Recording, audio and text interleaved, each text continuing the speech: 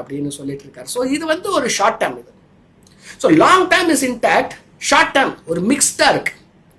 So ஒரு இன்வெஸ்டரா நீங்க இப்போ என்ன பண்ணணும் at this point in time? Stick to large flexi and multi caps.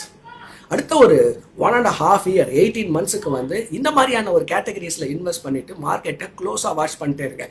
Every 3 months fiscal policy, monetary policy. Fiscal policy பட்ஜெட்டில் announce பண்ணும்போது அந்த ஒரு பேராமீட்டர்ஸை ட்ராக் பண்ணுங்க. அண்ட் மானிட்டரி பாலிசி எப்பெல்லாம் ஆர்பிஐ வந்து அவங்களோட அந்த ஒரு மீட்டிங்கில் வந்து இன்ட்ரெஸ்ட் ரேட் சைக்கிள்ஸ் அண்ட் இன்ஃப்ளேஷனை சொல்லிட்டு இருக்காங்களோ அது உங்களுக்காக தான் சொல்கிறாங்க. As an investor you should able to track it, you should track that. So இதெல்லாம் நீங்கள் வந்து ட்ராக் பண்ணிக்கிட்டே வந்தீங்கன்னாக்கா ஒரு எக்கானாமி அப் ட்ரெண்டில் இருக்கா, அப் ஹில்ல இருக்கா, இல்லை ஒரு டவுன் ஹில்ல இருக்கா அப்படின்னு உங்களால் வந்து ஒரு கேஜ் பண்ண முடியும்.